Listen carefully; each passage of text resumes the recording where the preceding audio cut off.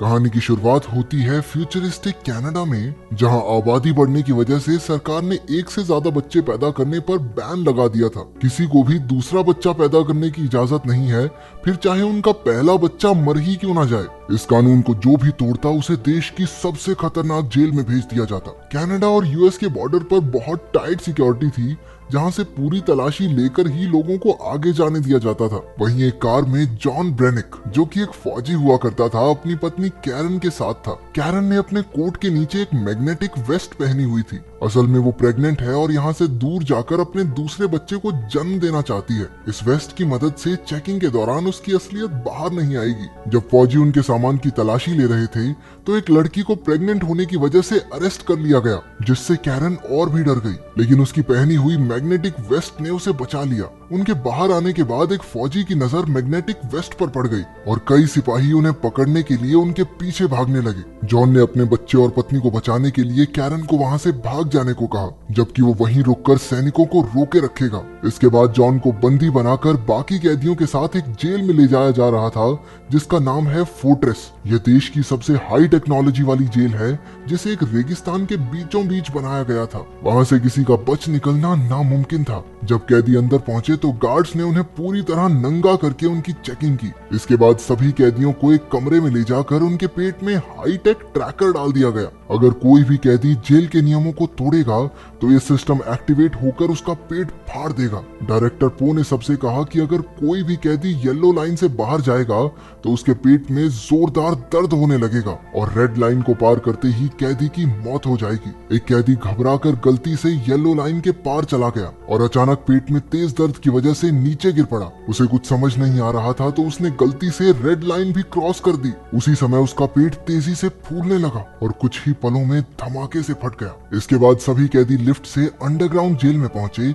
जो धरती के 30 फ्लोर नीचे जाकर थी। जॉन को नीनो नाम के कैदी के साथ Z10 नाम का रोबोट एक सेल में लाया। कैदियों को बाहर जाने से रोकने के लिए सभी सेल्स के बाहर लेजर बीम्स लगाई गई थी। जॉन वहां डी-डे और अब्राहम से मिला। रात को सोने से पहले अब्राहम ने जॉन को चेतावनी दी कि गलती से भी कोई सपना ना देखे। सबके सोने के बाद जेड वहां चेकिंग पर आया। वो जॉन का दिमाग स्कैन करके उसके सपने तक पहुंच गया। जॉन सपने में अपनी पत्नी कैरन को देख रहा था। अपने मॉनिटरिंग रूम से पो ने भी जॉन का सपना देखा और उसकी नजर कैरन पर टिक गई। क्योंकि वहां किसी को सपना देखने तक की इजाजत नहीं थी, इसलिए पो ने जॉन का सिक्योरिटी डिवाइस एक्टिवेट कर दिया और पेट में जोरदार दर्द की वजह से वो नींद से उठ खड़ा हुआ। अगले दिन मजदूरी करते वक्त मैडॉक्स नाम के आदमी हूँ आदमी से प्यार करता हूँ टाइप के कैदी ने नीनो का गलत फायदा उठाना चाहा। जॉन तुरंत उसे बचाने पहुंचा, लेकिन जेड ने तीनों के पेट में डिवाइस एक्टिवेट करके लड़ाई रोक दी। इसके बाद तीनों को एक छोटे से लेजर सेल में रखकर पूछा गया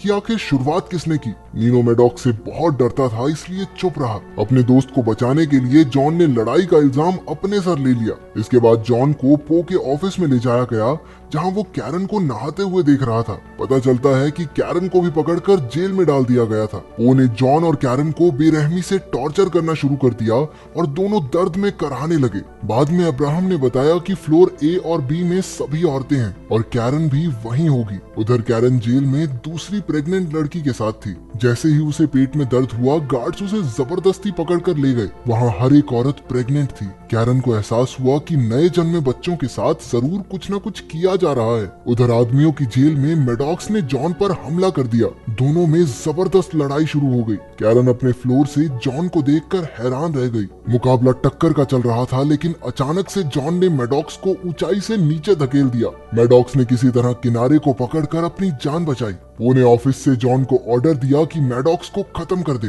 लेकिन जॉन ने उसकी बात ना मानते हुए मैडॉक्स की जान बचा ली। गुस्से में पो ने मैडॉक्स के पेट में लगे डिवाइस को एक्टिवेट कर दिया, जिससे उसका पेट धमाके से फट गया। इससे पहले कि गार्ड्स उसे पकड़कर ले जाते, जॉन ने बड़ी चालाकी से मैडॉक्स का सिक्योरिटी डिवाइस नीनो को दे दिया। इसके बाद कैरन को एक कमरे में लाया गया, जहाँ जॉन एक बहुत बड़ी गोल मशीन पर बंधा हुआ था। इस कमरे का नाम है माइंड वाइप चेम्बर। पो ने कैरन को जॉन को समझाने के लिए भेजा था, लेकिन कुछ ही देर बाद गार्ड्स उसे खींचकर बाहर ले गए। अब मशीन जोर जोर से घूमने लगी, जिससे जॉन के दिमाग में गड़बड़ी शुरू हो गई। ये पो का ऑर्डर ना मानने की सजा थी। जॉन के दिमाग में उसकी ट्रेनिंग के दिनों और शादी की पुरानी यादें घूमने लगी। 3 दिन बाद पो ने कैरन को अपने ऑफिस में बुलाया। वो समझ नहीं पा रहा था कि आखिर जॉन 3 दिन से उस मशीन पर कैसे टिका हुआ है, जबकि ज्यादातर लोग तो 1 घंटे में ही मर जाते हैं। पो ने कैरन से कहा कि अगर वो जॉन को तलाक देकर उसकी हो जाए तो वो जॉन और उसके होने वाले बच्चे दोनों को रिहा कर देगा।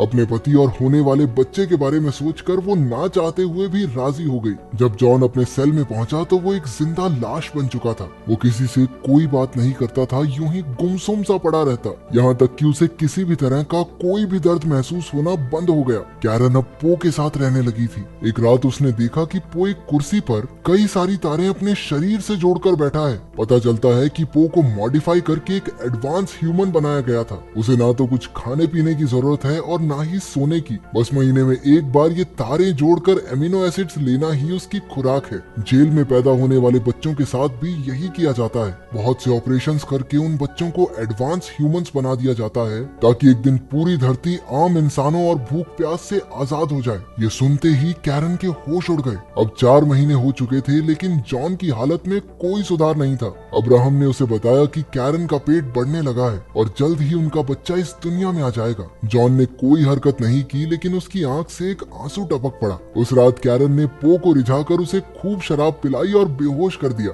फिर वो कंट्रोल पैनल के जरिए जॉन के सपने में पहुंची, जहां बचपन में जॉन एक गड्ढे में फंसा हुआ था। कैरन ने सपने में जॉन को गड्ढे से बाहर निकाल दिया, जिससे असलियत में जॉन को होश आ गया। उसके साथ ही उसे ठीक देखकर बेहद खुश हुए। जॉन ने कैरन के साथ जेल से भागने के लिए अब्राहम की मदद मांगी। अब्राहम जॉन के लिए जोखिम उठाने को तैयार हो गया। जॉन के ठीक होने की खबर सुनकर कैरन बहुत खुश हुई। बाद में नीनो ने जॉन को वो सिक्योरिटी डिवाइस दिया जो उन्होंने मैडॉक्स के शरीर से लिया था। असल में उनका दोस्त डी-डे जेल में आने से पहले कंप्यूटर्स में माहिर था। उसने उस डिवाइस की अच्छे तरीके से जांच करने का फैसला किया। इसके बाद कैरन ने पो के केबिन से एक हीरे जैसी दिखने वाली चीज चुरा ली। वो पकड़ी जाने ही वाली थी कि उसने उस चीज को अपने मुंह में छुपा लिया। अगले दिन उसने वो हीरे जैसी चीज अब्राहम को देकर जॉन तक पहुंचाने को कहा। असल में ये हीरे जैसी दिखने वाली चीज पूरी जेल का एक डिटेल्ड नक्शा था। उन्होंने हिसाब लगाया कि कंस्ट्रक्शन साइट से होते हुए जेल से बाहर निकला जा सकता है। अगली सुबह अब्राहम ने उस नक्शे को वापस पो के कमरे में रख दिया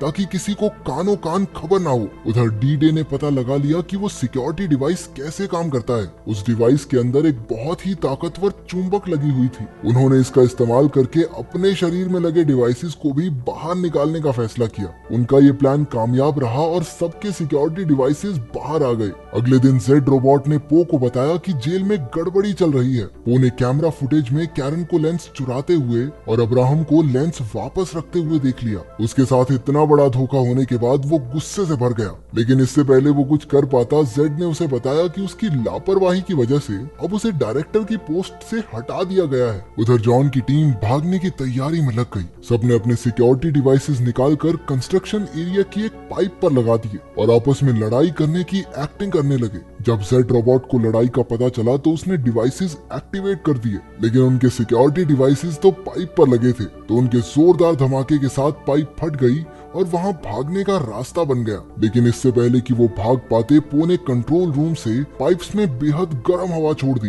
दूसरी तरफ हाईटेक रोबोट्स ने सभी कैदियों पर गोलियां बरसाना शुरू कर दिया। वो लोग अब पाइप में फंस चुके थे। स्टिग्स नाम का एक कैदी घबराकर वापस जेल में जाने लगा, लेकिन उन रोबोट्स ने उसे गोलियों से छल्ली कर दिया। दूसरी तरफ अब्राहम जेल में कैरन को लेने पहुंचा, लेकिन उसी वक्त पो वहां आ गया। उसने अब्राहम को मार डाला और गार्ड्स कैरन को खींच कर ले गए ताकि उसके बच्चे को भी एडवांस ह्यूमन बनाया जा सके। उधर जॉन की टीम एक रोबोट को मार गिराने में कामयाब हो गई। तब उन्हें पता चला कि ये कोई रोबोट नहीं बल्कि एडवांस ह्यूमंस ही हैं। जॉन ने उसकी बंदूक उठाई और बाकी सबका सामना करते हुए वापस जेल तक पहुंचा। आखिरकार सब एक लिफ्ट में चढ़कर ऊपर जाने लगे। उन्होंने पो के कैबिन में जाकर कैरन को ढूंढा। तभी जॉन की नजर स्क्रीन पर पड़ी जहां डॉक्टर्स उसके और कैरन के बच्चे को जबरदस्ती बाहर निकाल रहे थे। जॉन ने पो को धमकाते हुए कहा कि ऑपरेशन बंद करवाए, लेकिन पो अब डायरेक्टर ही नहीं था, इसलिए उसकी कोई नहीं सुनेगा। तभी एक रोबोट ने उन्हें पहचान कर उन पर हमला बोल दिया, लेकिन सभी कैदी ऐन मौके पर हट गए और गोली सीधी पो को लगी। उसके मरने के बाद डी-डे ने कंट्रोल पैनल से डॉक्टर्स को रोकने की कोशिश की, लेकिन ऐसा करने से पहले ही एक सिपाही ने उसे गोली मार दी।